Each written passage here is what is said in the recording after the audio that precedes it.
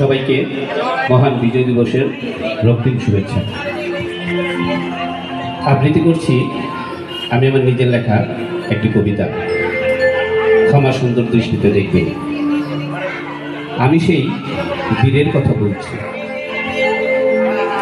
যিনি জন্মেছে বলে বাঙালি জাতি পরাধীনতার সিংহল ভেঙে পেয়েছে মুক্তি, পেয়েছে লাল সবুজের একটি পতাকা, একটি মানচিত্র, একটি দেশ, আমার বাংলাদেশ। বিজয়ের এই দিনে আমি সেই বীরের কথা বলছি, যিনি মুক্তিকামী জনতার উত্তাল জনসমুদ্রে দাঁড়িয়ে পৃথিবীর শ্রেষ্ঠ ভাষণে বলেছিলেন, এবারের সংগ্রাম আমাদের মুক্তির সংগ্রাম, এবারের সংগ্রাম আমাদের স্বাধীনতার সংগ্রাম। আজকের এই বিজয় দিবসে আমি সেই বীরের কথা বলছি,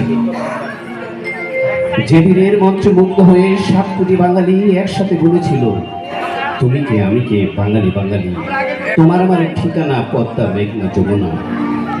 আজকের এই মহান বিজয় দিবসে আমি সেই বীরের কথা, যার সম্বন্ধে বলতে গিয়ে কিউবার প্রেসিডেন্ট বলেছিলেন, আমি হিমালয় দেখিনি, দেখেছি বঙ্গবন্ধুকে।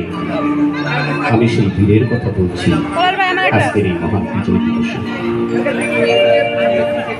মৃত্যুহীন যে বীর প্রথমে শুনিয়েছিল মুক্তির জয়গান, দিয়েছিল যে বীর শিকল ভাঙার সাহস, তিনি 1000 বছরের শ্রেষ্ঠ বাঙালি, বাঙালি জাতির পিতা শেখ মুজিবুর রহমান। আজকের এই মহান বিজয় দিবসে আমি সেই বীরের কথা বলছি। ধন্যবাদ সবাইকে।